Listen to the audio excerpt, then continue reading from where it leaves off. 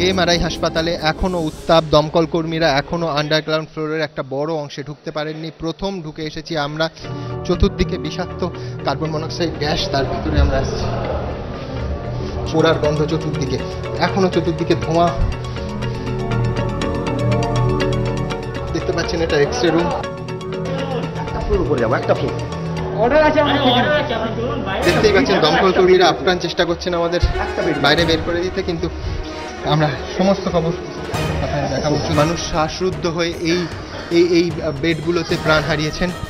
দেখতে পাচ্ছেন অসহায়ভাবে মৃত্যু, যে হাসপাতালে সুস্থ হতে মানুষ এসেছিলেন। আমরা এখন সরাসরি ঢুকে যাচ্ছি সেই ওয়ার্ডে, যেখান থেকে একজনও জীবিত অবস্থায় বেরোতে পারেননি।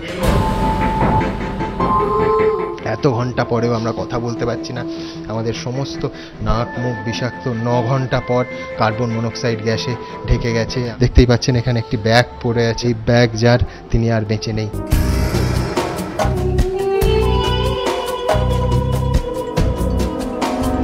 সত্যি এখানে কথা বলতে অসুবিধা হচ্ছে। ক্যামেরাম্যান, আমরা আরও ছবি আপনাদের দেখাবো সবার আগে।